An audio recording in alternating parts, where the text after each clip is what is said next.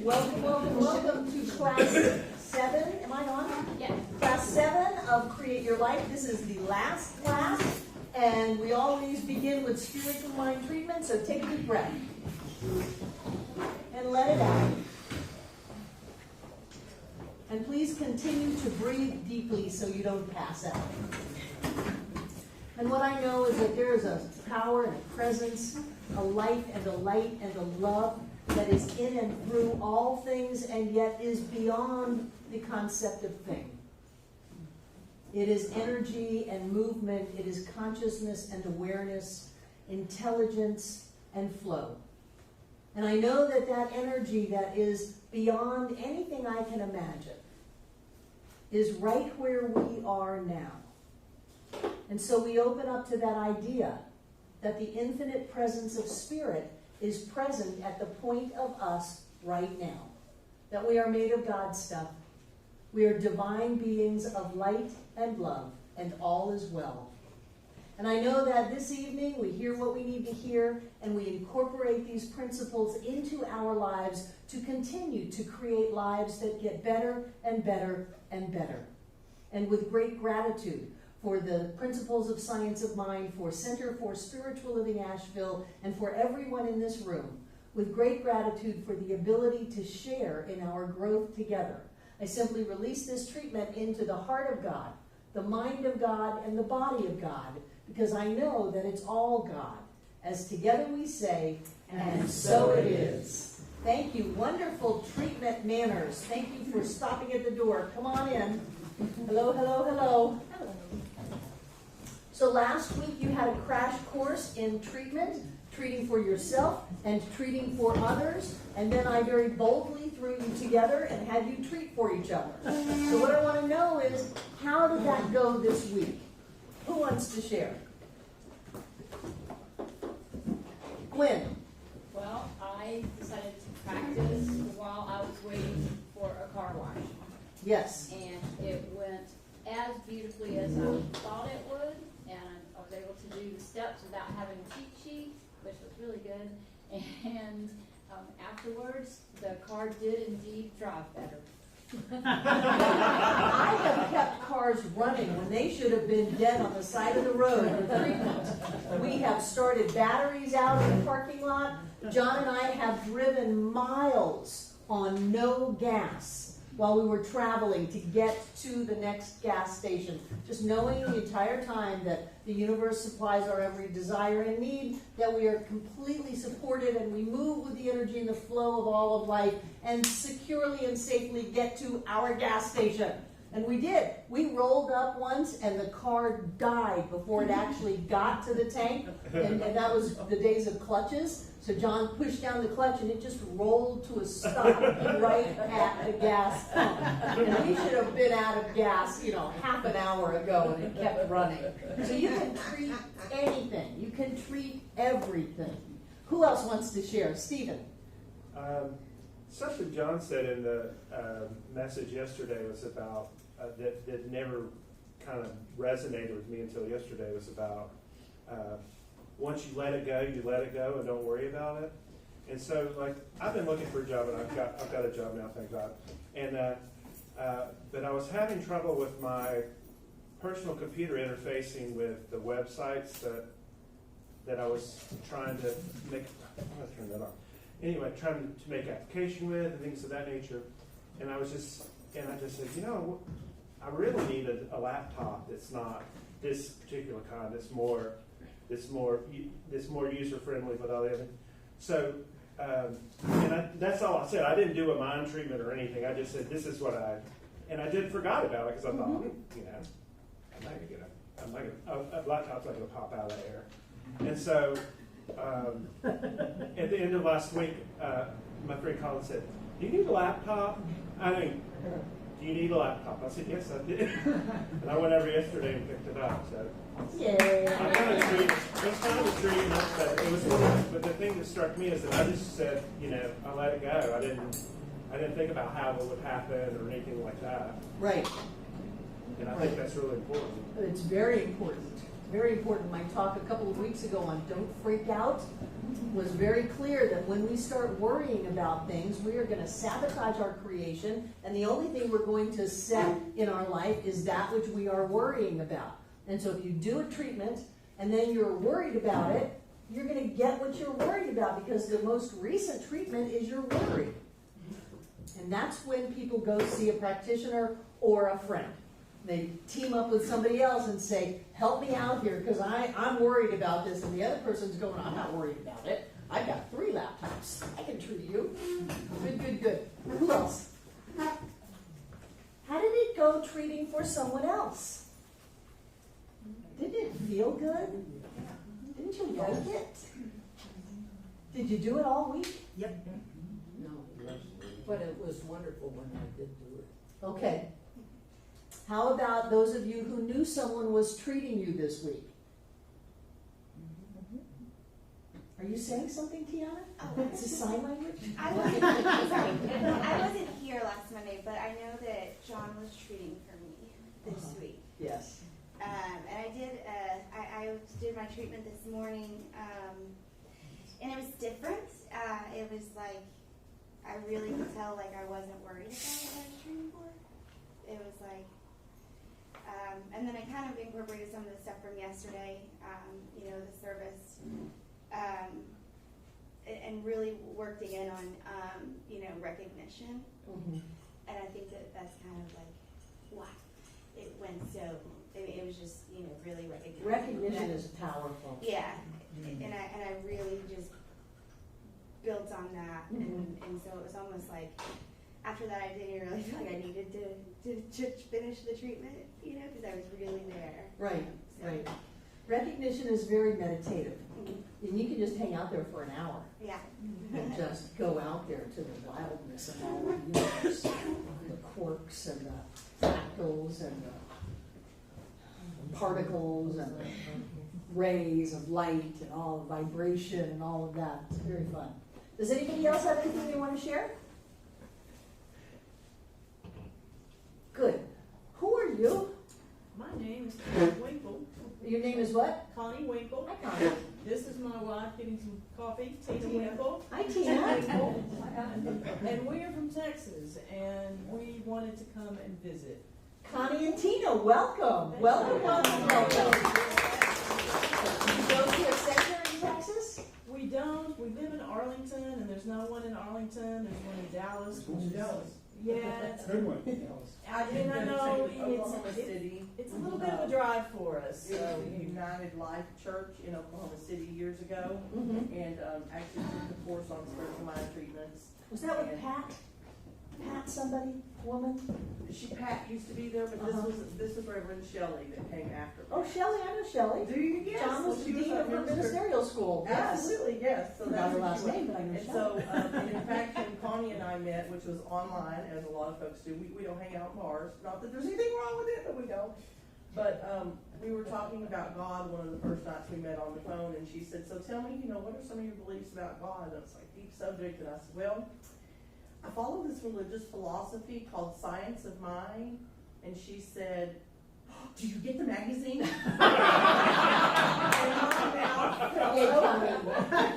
so that was when we knew. Oh, that's wonderful. Anyway, so it's been a journey, but yes, we're very happy to be here. And we will be relocating to Asheville. I've lived here once before. Whoa. In the future, when she retires, Yay. so you second time we know you better. So we Whoa. don't interrupt. We just wanted to see y'all's faces and feel be here. Are you familiar with our website, Tony? I have Not looked at yours it, in and particular. I was actually looking at the one, the Don't Freak Out thing, Mm-hmm. and I'm like, I've got to listen to this. I haven't yet, but I'm marking to go back to. But we just wanted to meet y'all. So. Yay. Yay.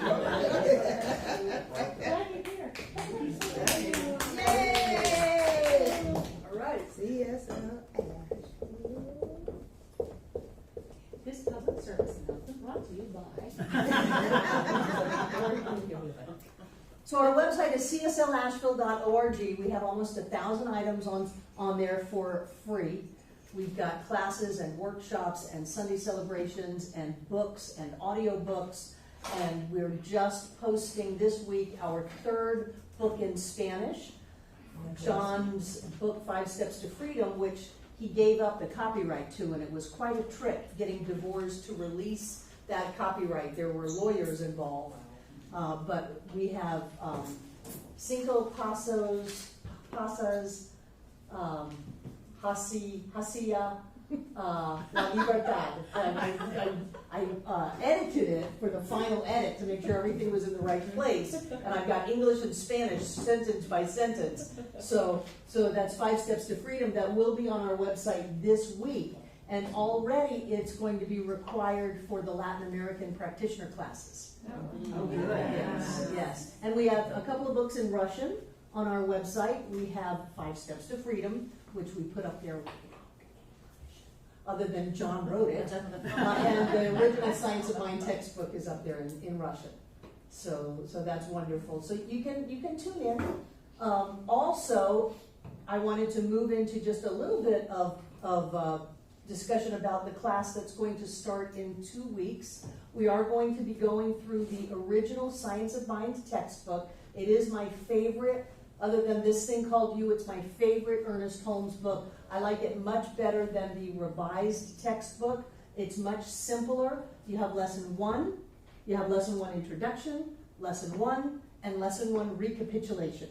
It's a 1916 or 1920s word, recapitulation. And then you go on to lesson 2. And so it's laid out very simply, and the book is available on the website as a free PDF download. It's also available in 10.5 hours of audio recording by yours truly. But it's on the website if you want to download it. But if you want to come to the class and you don't want to download the book, you want an actual book in your hand, if you would let me know that, I will order them from Florida. 1, is that it? 2? Okay. Okay, we'll get a couple of them. We'll get a handful of them. Question, Barbara, the books that you sell here, it's not the original? Well, some of them are both the original and the revised, but most of the Science of Mind textbooks are the revised ones, and they took out some good stuff. They took out sex, they took out psychic stuff, they took out parts of quotes that they felt were too bold for the 1920s America. They toned it down, and I'm not a toned down girl. So it's not Delaware, the one that No, that's the revised put one. me on the list. Yeah. Okay. Great. And there's a boldness to Ernest when he was young that was tempered as time went by, and he got involved in the politics of the religious science organization and kind of got beaten up by all of that. The split took a lot of the life out of him. But there's a quote in the original textbook, lesson 2, introduction, first paragraph, first line. And he says, "The science of mind and spirit makes a tremendous claim when it states that it can free the individual from the bondage of illness, poverty, and unhappiness. But it makes that claim without hesitation and without qualification. It does not back down from that, and it never will." So in the revised textbook, they kept all of it up until, but it makes that claim without qualification and without hesitation. It does not back down from it, and it never will. They took that out. So they took some of the fire out of the teaching. And I like the original textbook. I like the way that it's structured. I have taught it a number of times. I'm really good at it. And I like the way that there's passion and life in it, instead of trying to make something that would be more palatable for more people. You know, it's just pure earnest, pure science of mind. So that's going to be in a couple of weeks. That's from 1919? 1926. 1919 was Creative Mind and Success. 1918 was Creative Mind, the very first book he ever wrote. Yeah. So what's the name of the book again? The original, 1926, Science of Mind textbook. Are you familiar with that one, David Mark? I am. Good. In the library. Good. I just like it because it's easier to understand. These teachings are difficult enough. You know, you have a body, but you're not your body. You have thoughts, but you're not your thoughts. You have emotions, but you're not your emotions. You are an infinite being of cosmic proportions. The intelligence and wisdom of all that is you now. That's enough to grasp without having to make it more complicated by making it more palatable to people. That's enough. James. Is this book a yellow book? No, the yellow book is the revised one. This is the blue book. That was green. And- It's dark blue. It's real dark. It's like navy. It's real dark blue, it's in public domain, and there's some company that prints it and sells it, and I just came so close to wanting to print it and sell it myself, but then I didn't get around to it, so I put it on the website for free. We have over 10,000 people a month on our website. We have over 10, and they are individual IP addresses. They're not somebody coming back. If you go to our website 50 times in a month, you only count as one. If you watch YouTube minutes, they count every minute, and if you click the YouTube off before the video's done, they only count the minutes that you watch. And so we usually have about 50,000 minutes watched on our YouTube channel. The website is rocking, so I would rather put the information out there for the entire world for free to use and grow than start my own publishing company just to make a better copy of the original Science of Mind textbook, because invariably the cover falls off the book. Constantly squirting more glue in there. And we thank you for that. You know, I didn't come here to do nothing. I came here to do something, so if I'm going to do something, I might as well change the world. There you go. Yeah, yeah, otherwise, why bother? Are you comfortable? Yes. Is it hot? To me, it's hot. No. That's perfect. Okay, so this class has been on creating your life. And we started off with these ideas about hidden beliefs. We looked at our true purpose in repeating some of the neurotic patterns that we have done in our lives, rather than to beat ourselves up for them, to look at how really we're coming from a noble place of wanting to experience love. And that very often our tools for creating that are not as mature as we would like them to be. So let's say that we're coming from a child that's a not okay child place, just in transactional analysis. The not okay child continues to act out to try to get the critical parent to love them. And they don't realize that that's what's going on. So we get lost in a cycle, and then we say, well, I'm doing my affirmations, I'm doing my treatments, and still the same problem keeps reoccurring. I don't have enough money, people don't like me, I'm left, I'm abandoned, whatever it is, I sabotage my success. And so we keep acting those things out. And when we look at that, as this comes from a very noble place of wanting to experience a high level of love in our lives, then we can move into a state of love, and that diffuses the sabotage and the dysfunction. Do you remember that? Mm-hmm. That was a great class. It was all about hidden beliefs and looking at these ideas that we don't know that we believe them. We think that we're believing, well, I deserve to be loved, and I deserve to prosper, and I deserve to be healthy, and I am just really, spot on in my acceptance of good, except it doesn't happen, my car breaks down, I don't have enough money, things go wrong, all of that. What's up with that? So that first class was all about what was up with that, and how can we start turning those things around, how can we look at our hidden beliefs and then turn them into an affirmation and move forward from that. And then we moved into these ideas of doing affirmations, of doing treatment work for ourselves. You got to share in John and my 30th wedding anniversary and watch our wedding video and all of that. That was great fun. And then you had a class on treatment and a class on treating for yourself and treating for others. So what I believe in creating our lives is that we have the ability within ourselves to manifest whatever it is we want. We have this thing that I really love called, we have power. I have an unpublished book called Women in Power. I love power. I love this idea that says I have the power to do anything. I have the power to walk on fire. I have the power to speak my word and watch something demonstrate. I have the power to change the course of events. I have the power to have my life be the way that I want it to be. And that's what Create Your Life is all about. There's not a lot of power or a little bit of power. There's just power. What there is our ability to use our power in a constructive way and our ability to use our power in a destructive way. And so what we want to do tonight is look at how can we get clearer about we are in charge of our lives. We are the ones making things happen. We are the ones that are focusing the creative force of all of life into time and space at the point of us. How can we get clearer about our part in the power of manifestation?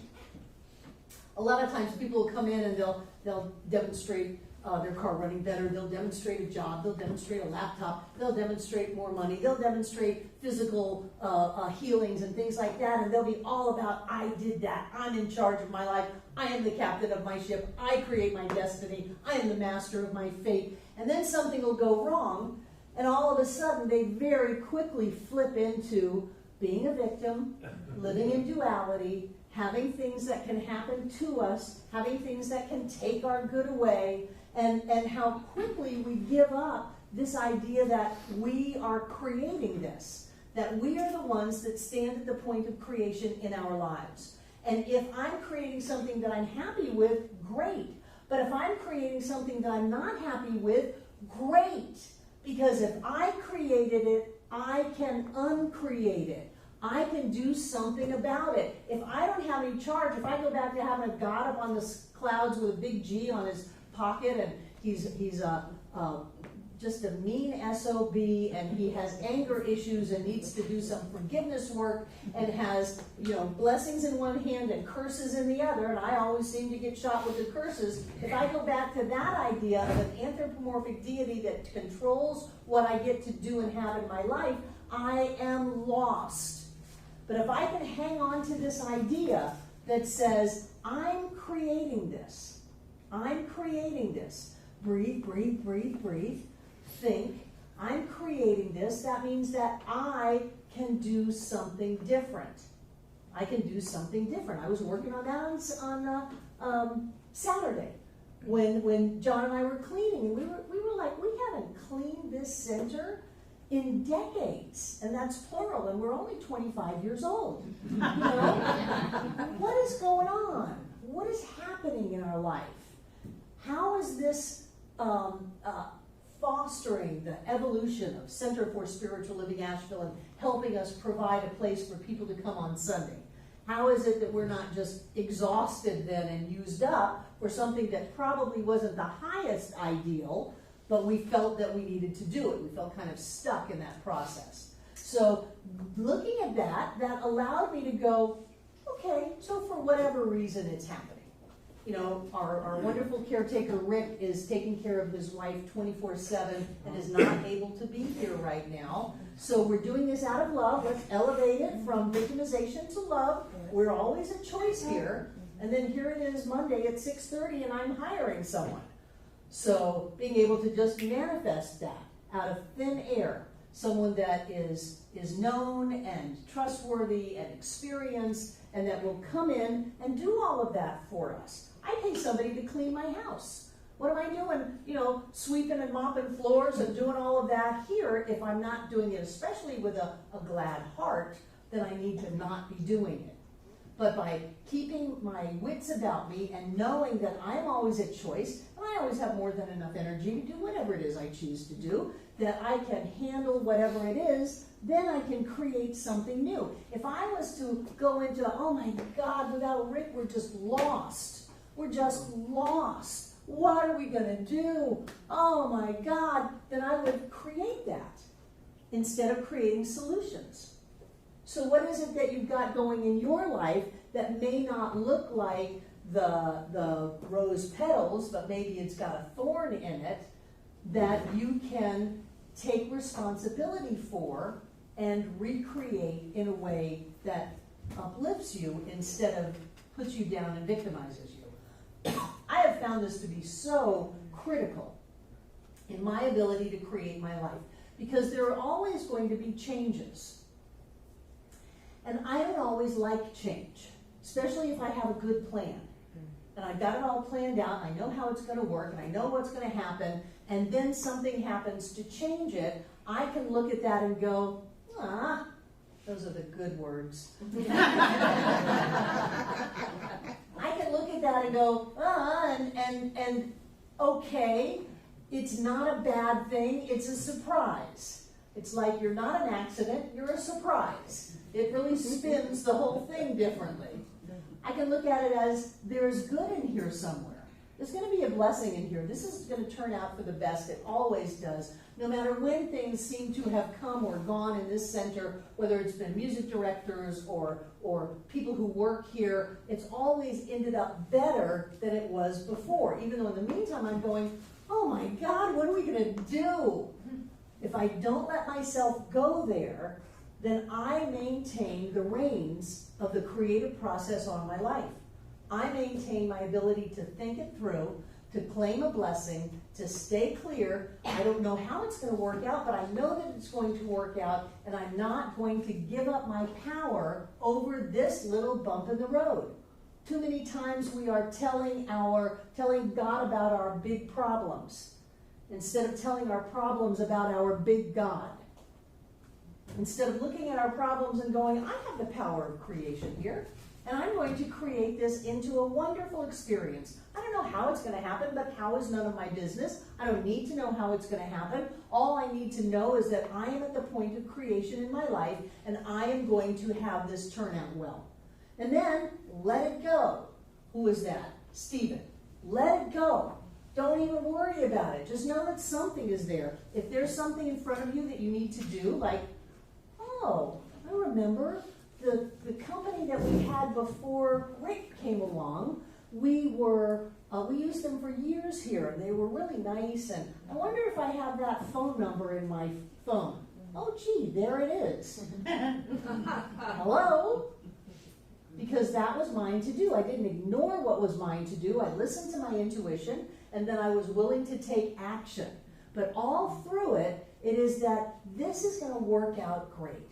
This is going to be a wonderful experience. I'm not going to give up my power over something from my creation and my subconscious that says, boo. I'm not going to do that. I'm not going to move into loss and helplessness and hopelessness. And I don't know what your triggers are, but everybody has a trigger. You get a letter from the bank.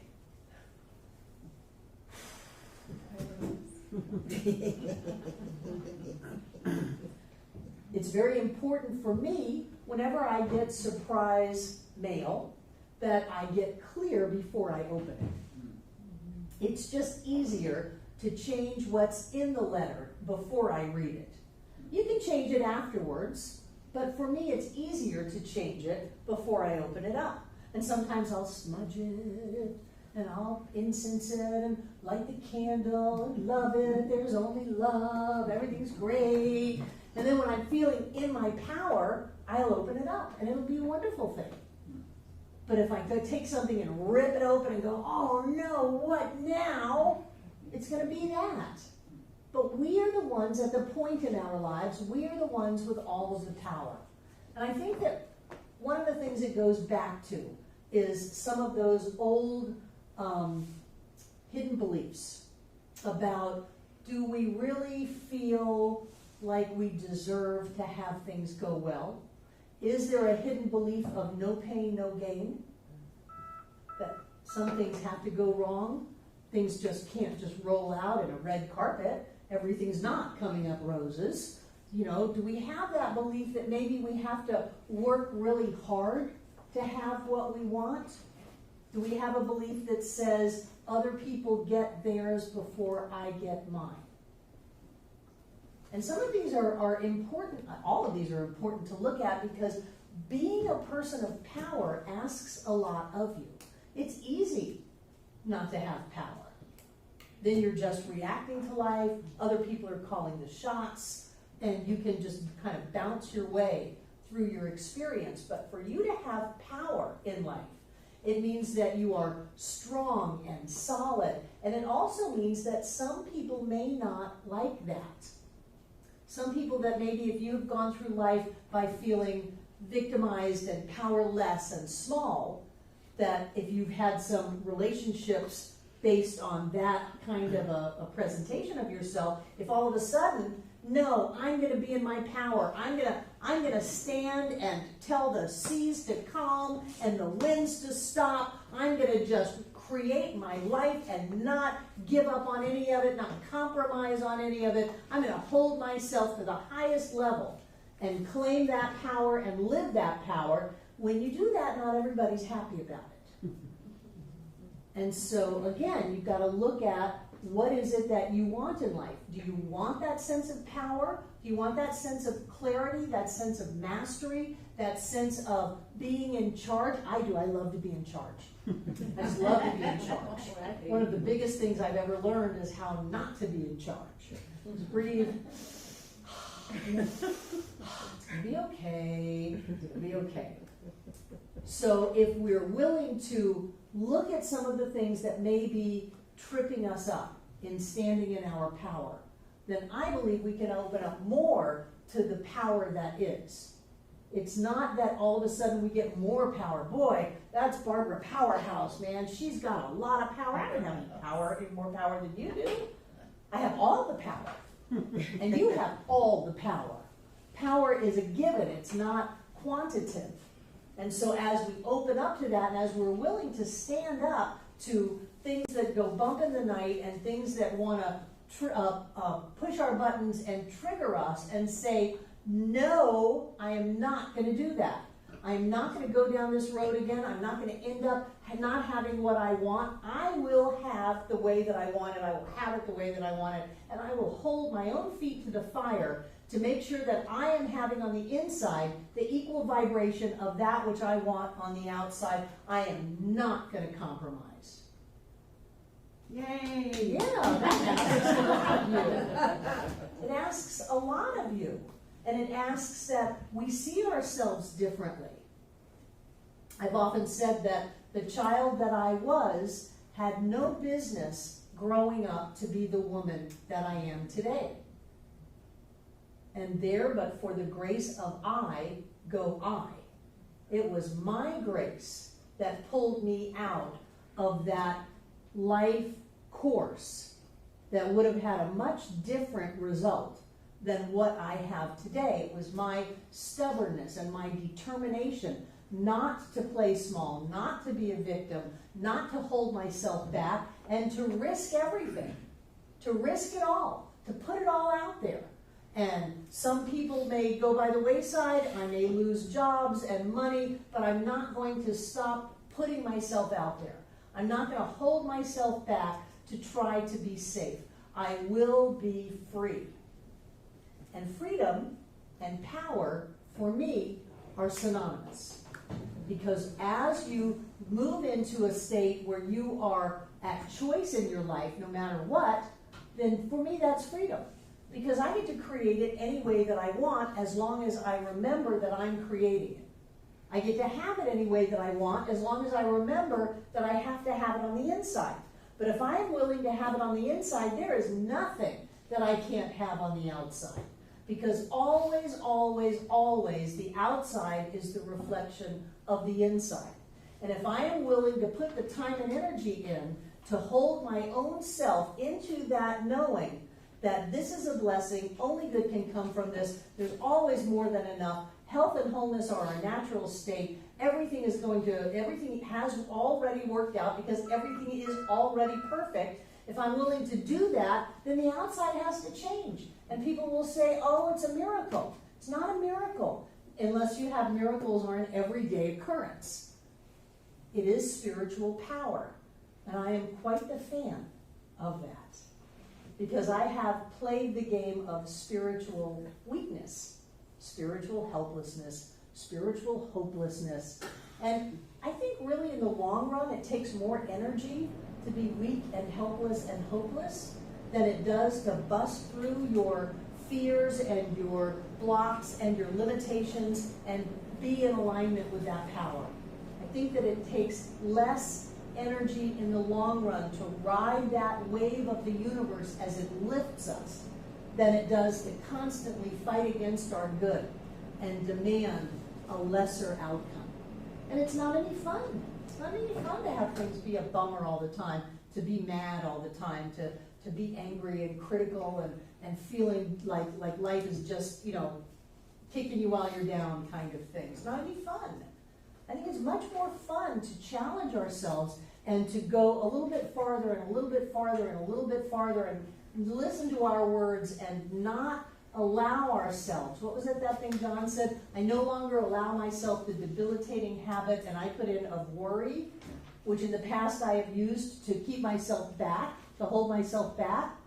So I don't allow myself this debilitating pattern, this habit of getting almost all the way up there and then caving, or getting all powerful and positive and then letting somebody trigger me off with something as ridiculous as politics or the economy or the neighbor or, well, the newest illness that they found or the newest food problem that's out there. I don't allow myself that debilitating habit, and it's a habit, of jumping down into the pits. And if I do, I climb out. I climb out, even if it is difficult to climb out, even if nobody's helping me climb out, even if I don't know if I'll ever get out, I have to keep climbing. I won't give up on me. I won't give up on me for you. Just think about that. I won't give up on me to please you. I won't give up on me to try to buy your approval. I won't give up on me to try to fit in. I won't give up on me because it's easy, and then I can just go home and go to bed. No, for me, there has always been a deep commitment to having something inside of me be birthed, to quicken, to come to life. And and sometimes I think you just have to stand toe to toe with whatever it is you're afraid of. And that's not the no pain, no gain thing, because as soon as we can see it clearly, it vanishes. But so often we've got boogeymen in our head that say boo, and we turn around and run away. And I think in order to really be clear about who we are as spiritual beings on planet Earth, able to create anything we want, able to heal anything we want, able to transform anything we want, we have to be willing to go toe to toe with ourselves. And I've always said that the only good fight is the fight with yourself. It's the fight of that part of us that wants to give up, the part of us that wants to shrink down, the part of us that says, oh yeah, I want it all, oh, but I don't want to do the work for it. Or I don't want to have to change for it. I don't want to have to grow. I don't want to have to be open and big. Sometimes, especially with women, there's such a cultural net over don't be so big, don't be too big. And now we've translated it for our children. It's like, don't use your outside voice inside. Use your outside voice inside. Yeah. Use it. Be big. Bust through things. And when you do that, you'll find that the power that you were looking for was always there. We just had to open to it a little bit more. We just had to expand a little bit more for it.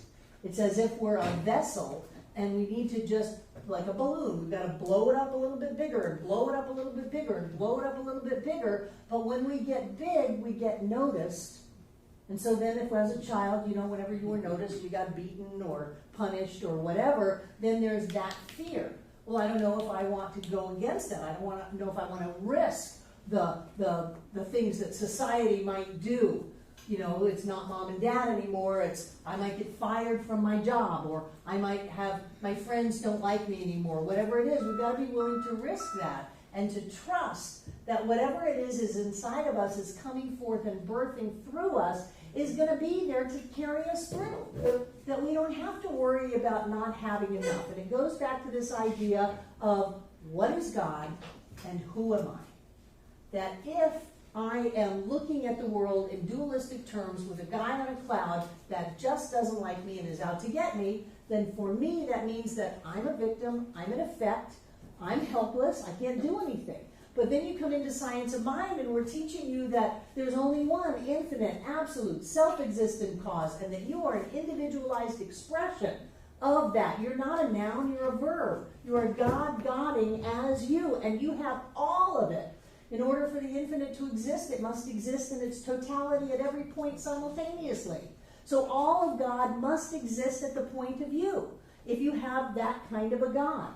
If you've got a God that's up on the clouds, that has to be petitioned and begged and bought off, then you're going to not be powerful, you're going to be helpless. You're going to always try to get that other person's approval, that God's approval, which is then projected onto the people in our lives. So then we're trying to get their approval, get their acceptance of us so that we're not hurt. And there comes a point of time when you just start to feel it in you.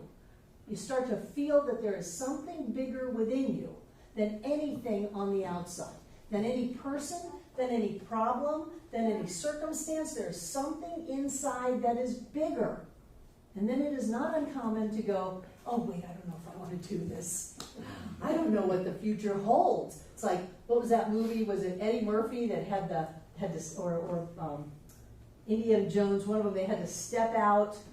Step out on faith. Indiana Jones, step out, and they couldn't see the crystal pillar under their foot until they had left the safety. Yeah. Sometimes we just have to trust that whatever it is that is inside of us, that is us, is greater than anything on the outside. And for me, I had to practice that a lot. I kept creating things that would get bigger and bigger and bigger, scarier and scarier, more dramatic, more awful, more terrible, so that I could face that and realize that whatever it is that was inside of me, I had the wherewithal to go through that. At the time when I thought all was lost, I'll never survive this, I had the wherewithal to go through that. And then I would create something bigger. And then I found that I had the wherewithal to go through that. You know, it's like the seed in the ground. I think Anais Nin had a poem about that. But nobody said that it doesn't hurt the seed to split open. I mean, that's a major transformation. When the desire to be safe was no longer more important than the desire to bloom, the seed splits. Yeah. And so there are times in our lives when we have to split. There are times in our lives when we didn't consciously choose it, but it asks everything of us. And what we find by going through that is power and freedom, because I believe they go hand in hand. And then we can look at anything and know, boy, I've survived worse, or I haven't survived worse, but I've survived up to here, and I have every faith that I'm going to survive this, that I'm going to be able to transform this, that I'm going to be able to find my way through this, that I'm on my perfect and right path, doing what I need to do, and that all is well, because I am the one who put myself here. I am the one who created this. I am the one that picked this person. I'm the one who invested all of this money in this startup company. I'm the one who did that. And that means that I have to have the ability to find my way through. I have to have that. And the more you play with this, the more you exercise it, the more you push yourself a little bit, the better at it you get, and the more in touch with your power you are. I think it is really important to use our power consciously. I think there are plenty of people in the world who are using their power not in a conscious way, but in a destructive way. You can use power in a destructive way easily. You know, we've all done it. Most of the time, that's what it is. For a lot of people it is. Not most of the time here it isn't. No. But yes, Jane. I just, real quick, is it fair to say, therefore, that I could say something like, I don't allow myself to be weak and Yes. filled with fear? Yes, that's called a denial, and John's not going to want that in a treatment. But for your self-talk, I don't allow myself to be weak and filled with fear. I am done being weak. I would rather be dead than weak. Right. So I am not going to allow this feeling of weakness to then create my experience. I'm just not going to have it. And I'm going to do everything in my power to move into a sense of strength, to move into this idea that says, you got this, baby. You've handled worse. It's like some people will criticize me, and I used to say it out loud, but I've kind of matured. But what I'll say in my head is, I've heard worse from better. You know, is that all you got? It's like Captain Dan strapped up to the mast of the ship, flipping off God in a hurricane, and saying, is that all you got? So that was a major healing for him. That's when he took his power back. He gave his power away when his legs were blown off. And he took his power back in the middle of a hurricane, strapped to the mast of a ship, screaming at God, saying, you can't take me down. I'm going to live. And I think that sometimes, although we don't have to be as dramatic in Hollywood as that, but I think that sometimes that is what it takes. And rather than, you may have noticed this about me, rather than coddling you and saying, oh, there, baby, that's so sad that you have to go through that. I just feel so weak. You know, I'm sure that you barely have it within you to get up out of bed, so let's just celebrate the small wins. I don't do that. I say, knock it off, suck it up, cupcake. That sucked. But what you need to do is find your power. You gotta find your power. That's the only way out of this. If you continue to have your problems be bigger than you will have a life of problems. And if you've got a big problem, then that means there's a bigness inside of you that's gonna find your way out of that problem because you put it there. Even if it looks like somebody else did that, you put yourself in that position. And that means that there is something within you that is equal to that situation, and you can open up to something within you that is greater than that situation. And so how many times do people look at circumstances in their life and say, boy, I thought it was the worst thing that ever happened, but it turned out to be the best thing that ever happened? Mm-hmm.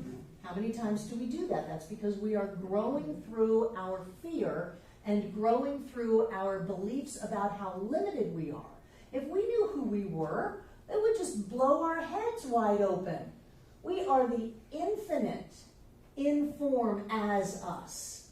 I used to go out on, when I was the minister of the Miami Church of Religious Science, 3 o'clock during the summer on any given day. I would go out and set up a folding chair. We had a big front patio area, and I would go out and put the little folding chair down and sit down and watch the storms come in. And Miami storms are wonderful. The summer electric shows, the torrential downpours, none of this light little, no, it's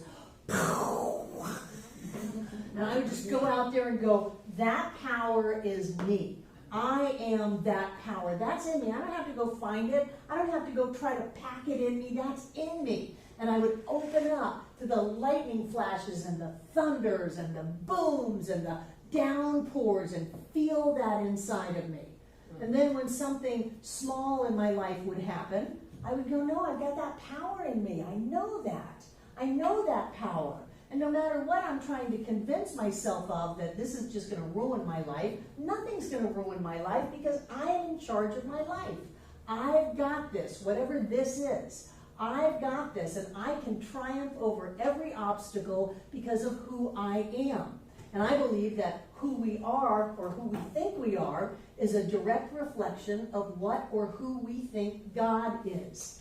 So if the power of the infinite in total love and support is at the point of us right now, what can stop that? What can deny that? The only thing that can happen is creation shows up. And if I haven't quite manifested my end-all, be-all creation yet, I'm working on it. I'm claiming who I am. I'm knowing truth. I'm speaking my word. I'm setting the law in motion. And for me, I have done that for so long that I know beyond a shadow of a doubt that it shows up. And if it takes a week or two or a year or two, I don't care. I'm not caught up in the condition of it all. I know the truth. I know the truth, and I know who I am. And who I am is someone that can do anything. And I say that often. Can you do this? I can do anything. Do you know how to do this? Well, of course I do. I can do anything. I've never seen it before, but I know that I can do anything. I can do anything. I can do anything. I can do anything. And I really believe that there is a wisdom and an intelligence within me that can do anything. I remember when I used to fix cars, my cars, before I would start fixing them, I would go, I know that there is a wisdom and an intelligence of auto mechanics that is present at the point of me now. And I know that I am divinely guided and directed to turn things a certain way and to move things a certain way and to know what to do, and that the outcome is that this car works. Now, I was willing to have someone else come and fix it. If someone, because, you know, I'm this cute 20-year-old, whatever, doing my little affirmations on my broken down car, if somebody wants to come along and go, oh, your alternator is broken, I'll take it out and take it to the car shop and, you know, get a new one for you. Great demonstration.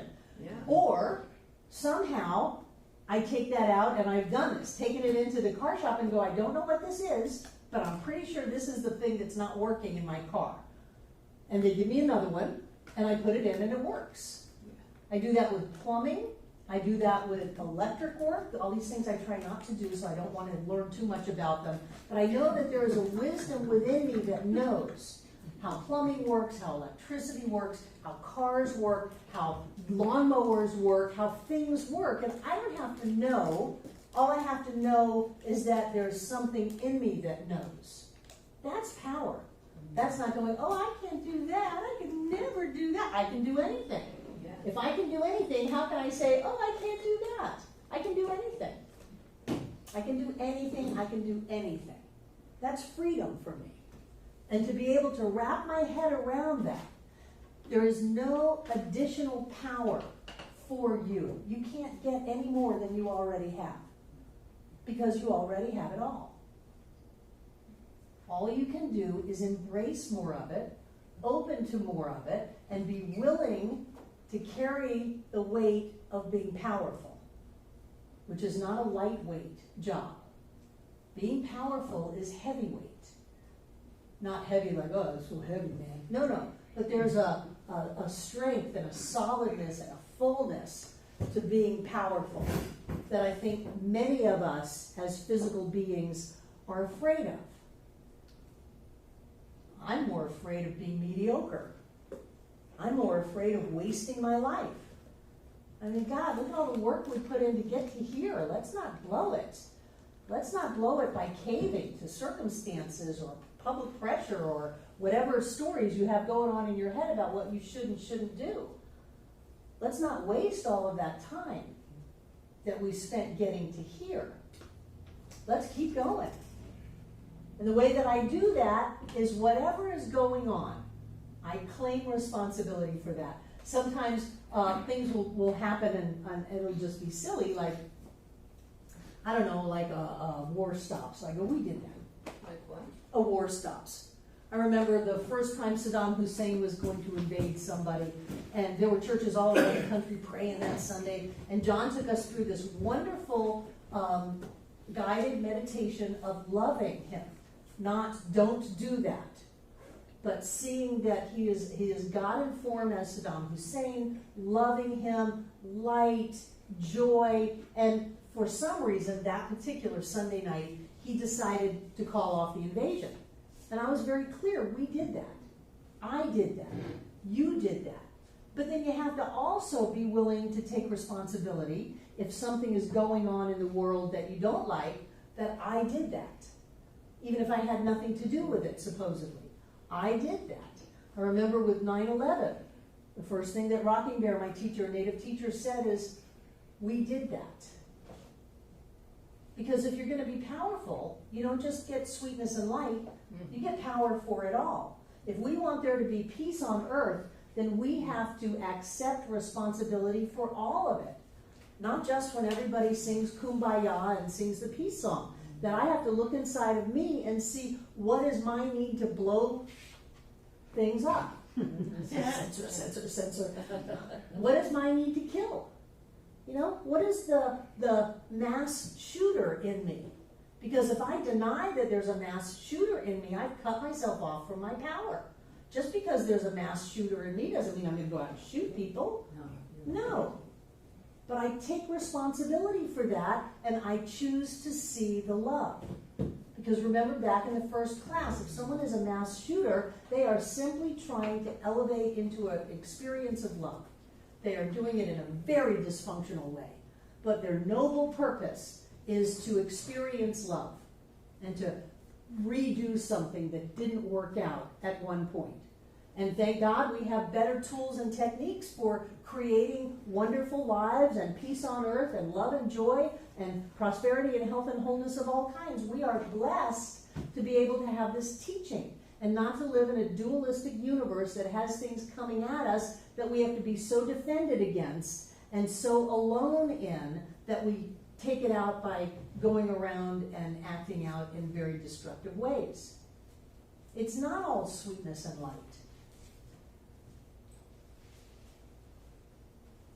Power is tricky. I like it. I would rather be responsible for all of it than responsible for none of it. And I would rather be willing to look inside of myself and see where am I still holding hate and divisiveness and anger and upset and fighting, and where can I heal that, and how can I lift myself up into what I really want, which is love. It's always love. We always want love. And how can I shift that within myself? And I believe, call me crazy, I don't care. I believe that because we are all the same thing, that as I heal it inside of myself, it heals within everybody else on the planet. And let's go a little crazier than that with Barbara Waterhouse. I believe that we heal it not only in this now moment, but we heal the entire past of humanity, and we heal the entire future of what is yet to come.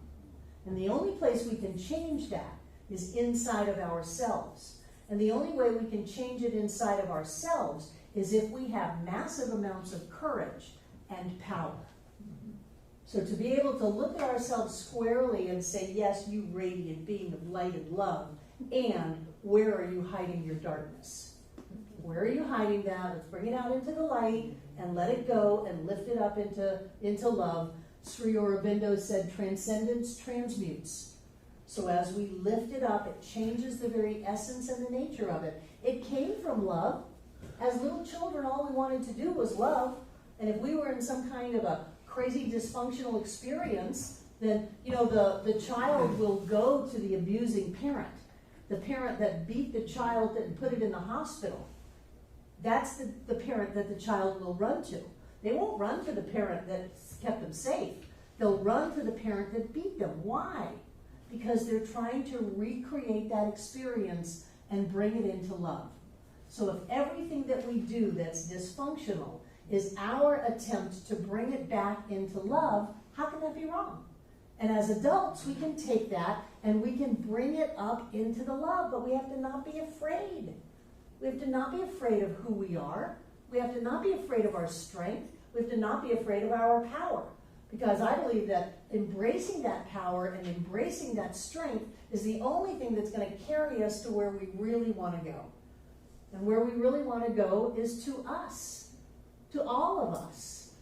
Not just the pretend part, not just the part that's socially acceptable, the wild us, the yelling around, running around naked in the moonlight us, the loud us, the big us, the us that can create whatever we want. That's where we want to go.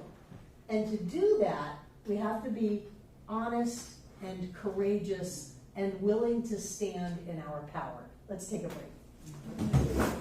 Because I had a feeling she understood what I was saying, and she just, and then she, and I'm so out of it that she gave me a call a couple of days later and said, well, did you feel anything? And I had no idea why Johnny was calling. And so... Johnelle, I'm so sorry. Johnelle. Okay. So, but it really taught me that somebody listens to me and somebody reaches out to me, and generally nobody does. Well, I'm happy if they don't, but... It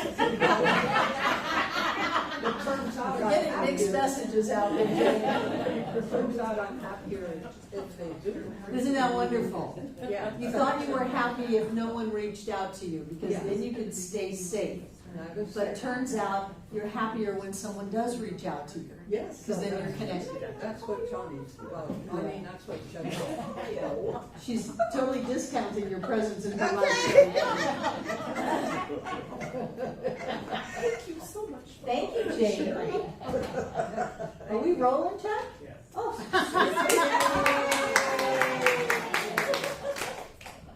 So, Stephen, welcome back, Stephen.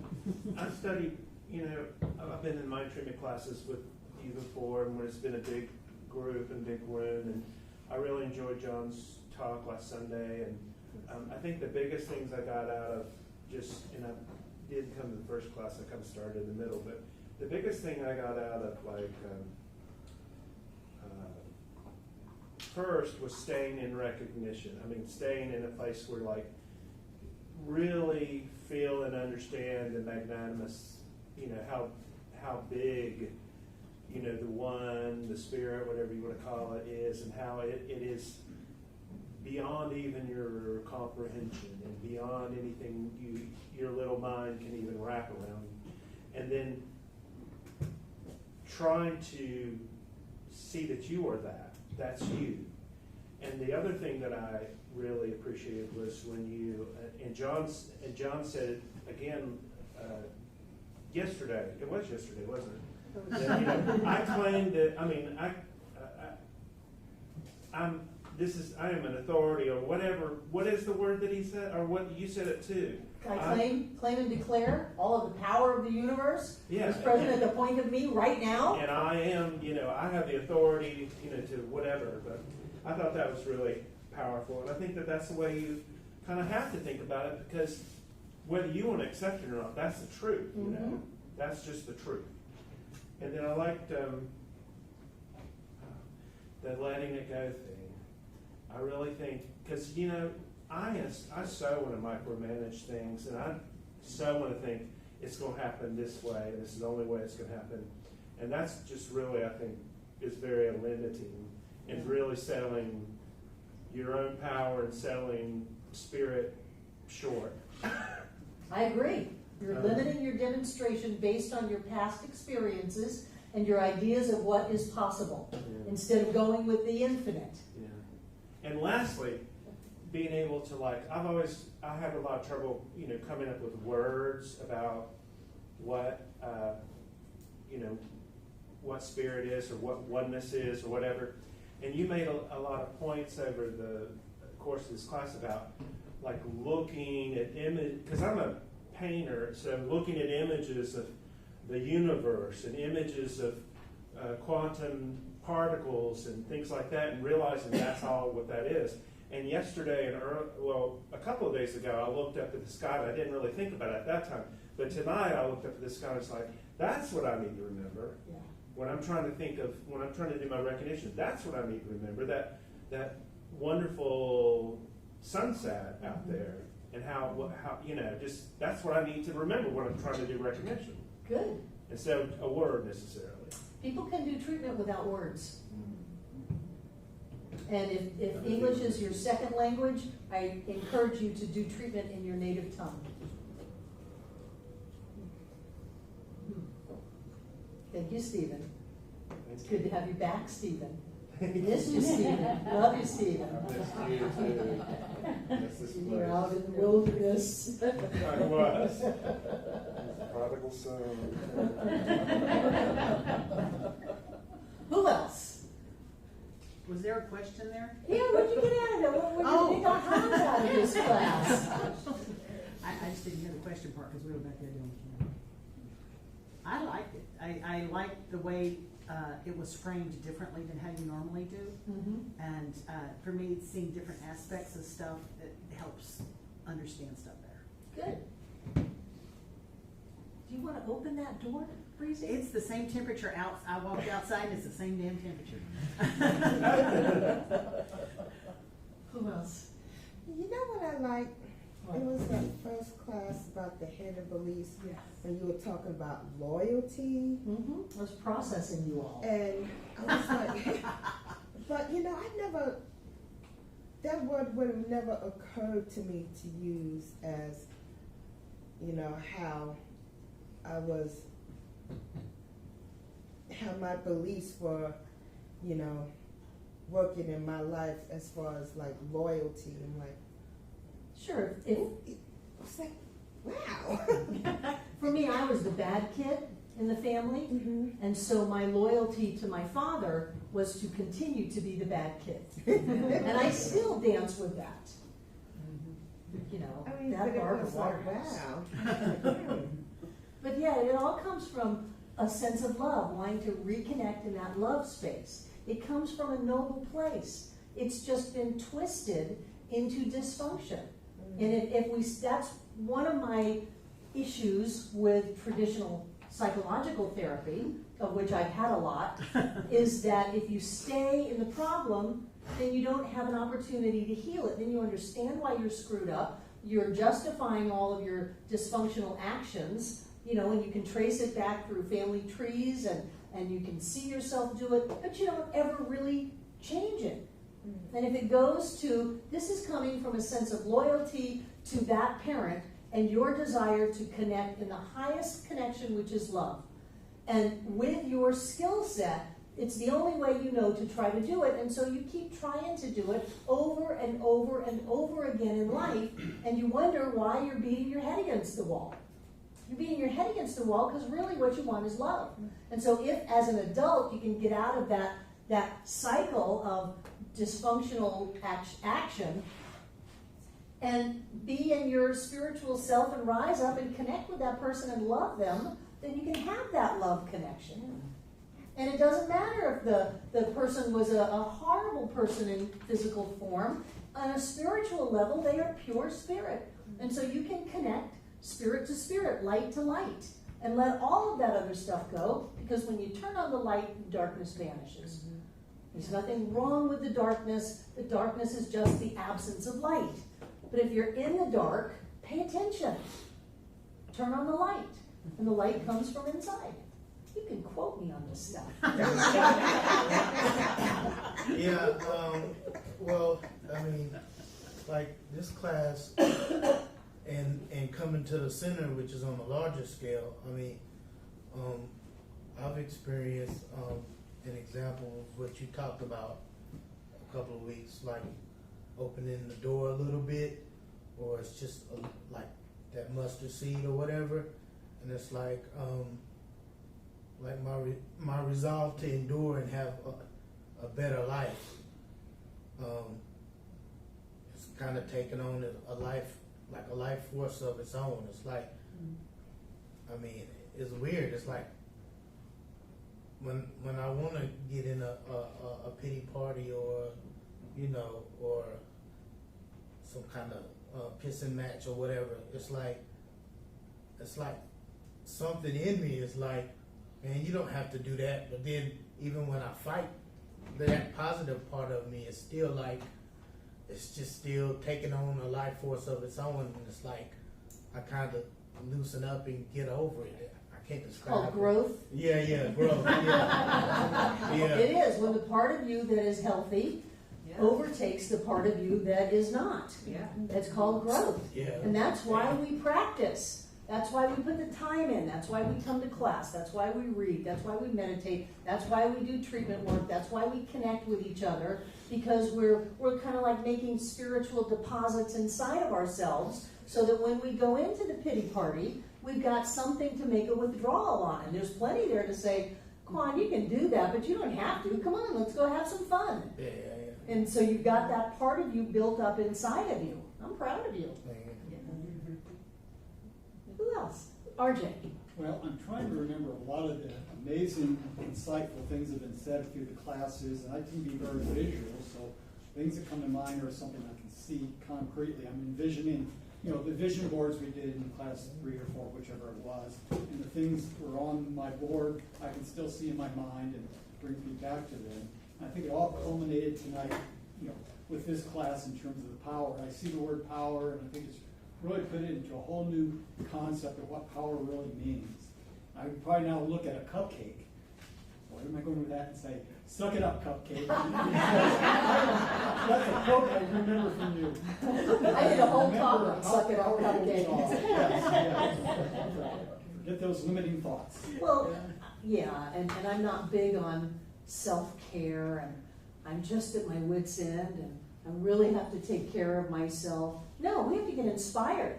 We have to get excited. And when we're excited and inspired and growing, we have infinite energy to take care of stuff. When we look at ourselves and go, oh, it's just so hard, then we just poke a hole in us, and it just all slips out until we're nothing. That's the suck it up cupcake. So you really can handle this if you want to. Get out of your pajamas and go get a life. Jane and then David Mark. Yeah, I all my life I've thought of my father as being very violent, and he has done some physical damage to me, which I just make sure to remember. But the thing is that I took a book out of the library kind of by mistake. It's called The Long Road Home, something like that, and it's Daniel Steele. And it's a great book, and I started, and it's the story of a little girl who was abused, and I mean really abused by her mother. I mean, and I read this, and I'm reading this, and it's just, I'm horrified, because I suddenly realized that, I created this big thing about my father, but really and truly, the abuse that this little girl in this novel suffered, it was like real abuse. And so I've been able to compare, Okay, so that yours isn't that bad. and mine isn't that big a deal. Great. I hate I'll to take it. admit it, but yeah, it's because I really love to dramatize it. Yes, you do. It's your story. It's I keep my encouraging story, you to and rewrite it, and to change it. I think it's time I should drop it,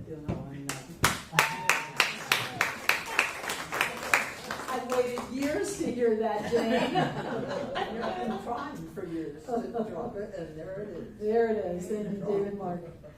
So, thank you. Specifically with tonight, I think that there's at least for me, there's a very clear understanding of the light and the dark. But with respect to the power, we always hear of the power and presence. Mm-hmm. But maybe there's really also a power and absence. The power and presence is your volition, your will, your ability to choose and to actually use the power. Power and the absence is if you're not doing that, and then the opinions and the beliefs of others, the world opinion, law of averages, and the race consciousness then uses the power because the power is there. The power wants to be used, and then that's where the darkness and the trouble and the problems come from. So that the key is the power and the presence is your conscious attention and recognition and use and acceptance of the power. Right. Good point. Good point. I was always taught that you're either moving forward or going backwards, that nothing stays still. So if you're not using your power, you're going to go backwards. Yes. Thank you. Who else? Elizabeth. What I feel about this class is a very comfortable feel. I have not been around a Science of Mind church or even a Unity church that I could attend for 20 years.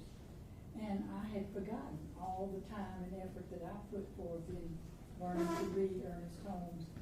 And when you read it by yourself, you have only your viewpoint. But to come here and hear what other people think about it opens my mind. It makes it even better than I can do on my own. So I'm finding a lot of comfort in coming here, and even though I don't know how to participate particularly in some of these things, I feel a comfort of knowing that I've got help when I need it, if I need it, and I really am enjoying being part of it. Good. I'm glad you're here. Yay. Who else? Yeah. Judy. You were looking right at me. I have the power. Speak, child, speak. Number one, I'm so glad you didn't do this as a book study, because getting to hear you as you has been incredibly powerful. And I get kind of bogged down or bored with the words that other people have put in the books, and which, how dare you have an unpublished book? Seriously, you have so many people to support you in that. So that was my first thought, and then the next one had to do with that whole thing about loyalty. And before I go there was this book that Neil Donald Walsh did for children called Little Soul in the Sun. Right. The first time I found that book, I was sitting in, it was family therapy time for me and my boys right after whatever, and the story unfolded. And I was sitting in the waiting room waiting for them, reading this book with the tears just streaming, because I realized that the little soul who was dark was my father. And that at some point we had made that agreement that we were going to come into this life, and he was going to become so dark that he would forget that he was a piece of God. And he would ask me to lift him up and rescue him. And it was going to take me 60 years to figure out how to do that. He's a big project. Totally. And so in finding that, I was able to understand what the brilliant and gifted therapist that I had had 20 years before had told me about the loyalty bonds. He could work miracles in the lives of abused people who had been abused as children. He said, but whenever he got to that loyalty bond, unless the person was willing and able to let it go, there was nothing else he could do, because it was just more powerful than anything else on earth. And I began to recognize that I could transform it and go around it. You don't have to let go of your loyalty. You just need to direct it in a way that works. And in finding that silly little children's book, I've read it to so many people. I found it online, I've shared it. We used to have it in the bookstore. It's fantastic. What was it Little called? Soul in the Sun. Yeah. By Neil Donald Walsh. Yeah. And it really is all about the oneness of us. It's brilliant. Thank you. Thank you. Who else? Tiana.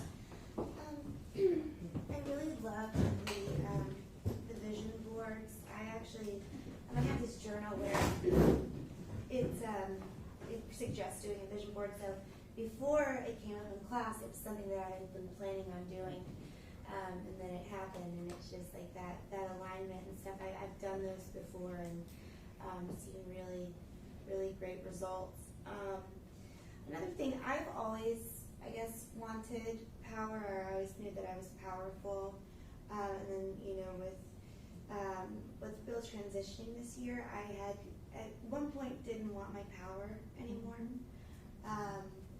And just certain things, and I can't think of them off the top of my head. I'm sure they're written down somewhere. Certain things that have come up throughout this class have, allowed me to say, I want that power back. I need that power. A lot of things that you mentioned tonight as well, like having power over all of it rather than none of it,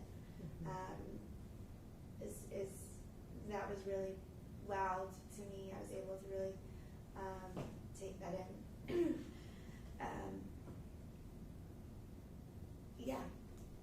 I've just lost my train of thought while I'm speaking, but yeah. Thank you, Tiana. I'm glad you're here.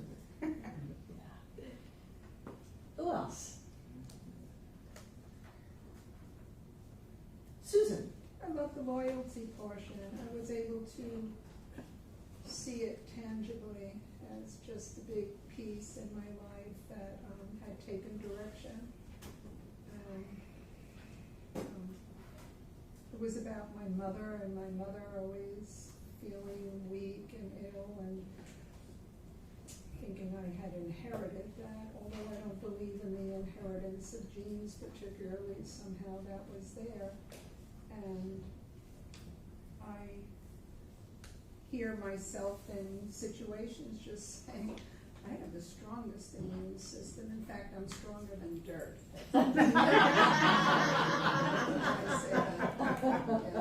say that, and it's a great reminder for me. So I like that an awful lot. And then I wasn't here for the vision board. I don't remember if I was doing a wedding or if I was traveling. But in preparation for the vision board, I had written down, I, Susan, joyously travel now. I am now a joyful world traveler. And then I wasn't here, probably because I was traveling. Very powerful. To Mexico. No, I didn't go to Mexico. I went to the Southwest, which was on my travel-to list. The Grand Canyon. That's fun. So, You saw the Grand Canyon? I did. Yeah. It was grand. Yeah. It was a canyon. But I love Bryce Canyon. I was mesmerized. It was a spiritual. I felt embraced by it. It was just glorious. And there were other The Zion? Did you go to I like Zion. I love Bryce. Yeah. And there was a boat trip on the Powell and Route 66. I definitely am going back and going to see more of it. That was fun. Good for you. Thank you. Thank you. Anybody else? Yes, Connie. Well, I've only been here about a minute. But I really got a lot out of this evening, and talking about claiming your power, and that's something that I know to do, but I don't always do. And I just want to say that being around all of you, I feel like I'm home. Yay. And I never knew I would feel that outside of Texas, and we've been talking about moving to Asheville, and every time I come here, it's more and more like home, and it's not only the place, it's the people. Yes. Yes. So I just want to appreciate the welcome that you have given us, and we hope to be back sooner than later. Yay. Anybody else? Before I get on a plane and go to the beach for my 30th wedding anniversary. Relay and the ocean and the sun and walks and all of that good stuff. Take out what you're getting. What, Judy? I want to say something to what Connie just said about moving here. Talk to Connie. Because I moved up here, it's nearly a year now, November of last year, from West Palm Beach, Florida. And I'm a Florida native, and I love my hometown and my home state. But about 2 years ago at New Year's, I got a hold of about 30 of my friends, and I said, look, we have not gotten together in ages. I want to see you.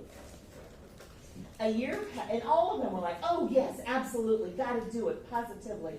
A year had passed, the next New Year's came around, and I had not seen a single one of them. And I don't blame them, it was me too. But I got here in November. I have had more lunch with friends and coffee and let's go and let's do and how about a hike and there's a waterfall and take pictures of barns and everything else in the last 11 months than I have in the last 30 years. Wow. There is something bizarre about this place. Wow. Incarnate. I love it. Yay. Yay. Yay. I agree. Sherry. I can remember the part when you spoke of saying, when have I felt this way before? And still tying it to that loyalty piece and becoming more aware of it. So when it comes up, it's just not some foreign, random experience. There's this recognition that this is something that has welled up in me at previous points. So I believe those are steps in the right direction. And that's a part of eventually mastering that, is that awareness. So I like saying, when have I felt this way before? And then seeing just how far back it goes. And that it does. It's like a piece of the puzzle fitting together. making it make sense. Mhm. And when things make sense for me, then I can shift it. And to add to that, I will also ask myself, what did I do to set this up? And did I do that last time? And did I do it at the time before? Is this my pattern?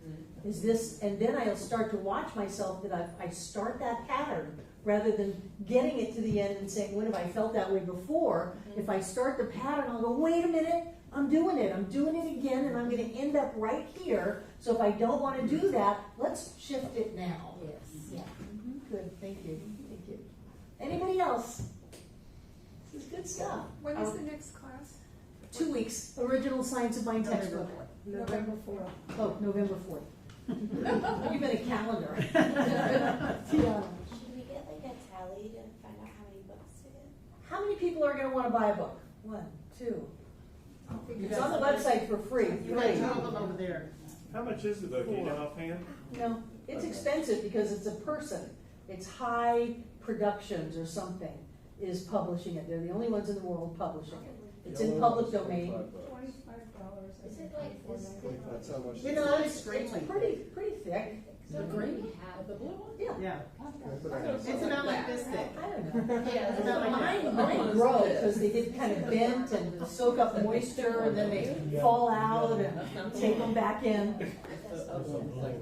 But it's on the website for free on a PDF. You can just download it into a tablet if you want, or if you want to hold the book, then we'll order them for you. It's the blue one. The blue one. I was going to get 6 of them. I think I got 4 copies in my office. But they're well used. Yeah. I need one. Hi, Kate. I was just gonna say we take a vote, but, we're pretty new to the community and feel like this class sort of came at just the right time. And it's been really, it's the sort of thing where I learn something and I think, oh, that's so simple, and then you unwrap it a little and it's not so simple. Yeah. You have to process it for a while. So I really appreciate that there are classes to really talk about it. Sure. Thank you. Because the more you hear it, the more you then go, oh, I didn't think of it that way. Or Right. it's like you get higher levels of understanding every time you hear the information or hear it differently. That's very wise. Sure, at the surface level, just only focus on what you want. Turn away from the condition, focus on what you want. Period, end of story. Now go live your lives. Wait a minute. I'm glad you're here. Yeah, well, we appreciate you, so. Thank you. And the community. Anybody else? Time well spent. Take out what you're going to give.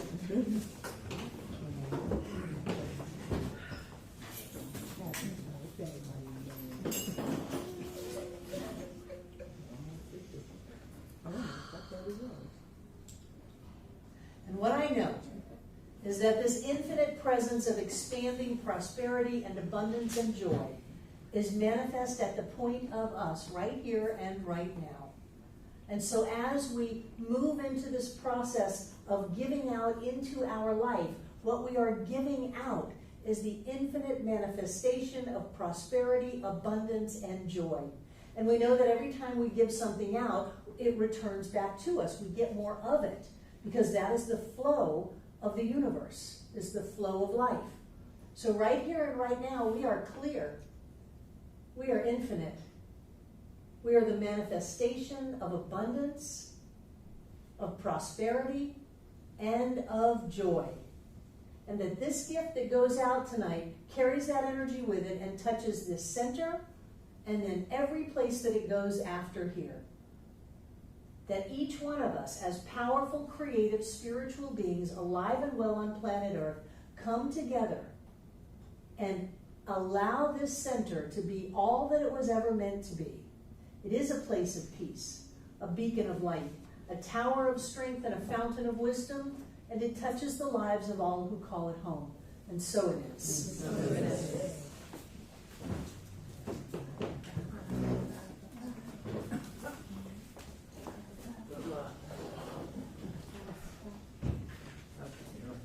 Breathe it in, there's gold dust in this air. Breathe it in, there's health and wholeness. There's acceptance and love and connection and joy. Breathe it in. There is an ever-expanding consciousness, spiritual evolution, that expansion of all that is into greater levels of awareness of who we are. And so we expand right here and right now. We open, we grow, and we are blessed. And I know that everything in these baskets is blessed, because whenever we give anything, that which we are goes with our gift. If we give a smile, we've sent out the love and the light that we are. If we give a hug, we send out that love and that light that we are. If we give money, we send out the love and the light that we are. And I see it as golden light that fills up this room from the floor to the ceiling and all between the walls. The air is rich and blessed with God as us, infinite, abundance and prosperity and joy as us. And as Spirit moves in our lives, things happen. So right here and right now, we are touched, and we are blessed, and we are healed. And I know that that energy has to keep on moving. So it goes on out to travel around this world, to touch and to bless and to heal every being on this planet. And then I see it shooting out into the heavens to continue to touch and bless and heal wherever it goes. That energy is always here and always now, so it touches all of us here tonight. Everyone who has ever been here and everyone yet to come. And so it is. I love you guys. Have a wonderful couple of weeks. Hi, I'm Barbara Waterhouse. And I'm John Waterhouse. Thank you for watching this message today. Through our website, cslasheville.org, we have over 1,000 messages, classes, and new thought books, all to download at no charge to anyone. Producing this incredibly valuable collection of ideas is really making a difference in the world. It's changing lives everywhere. Please go to our website, cslasheville.org, and click the Donate button. You can support this life-changing ministry, and when you do, we'll send you a note of thanks and also put you on our daily prayers. By doing this, you're helping to raise the consciousness of people across the entire globe. We're changing lives together, those lives that are being more prosperous, more healthy, and more joyous. Thank you for being a part of this important work and supporting what we do here at CSL Asheville. Thank you.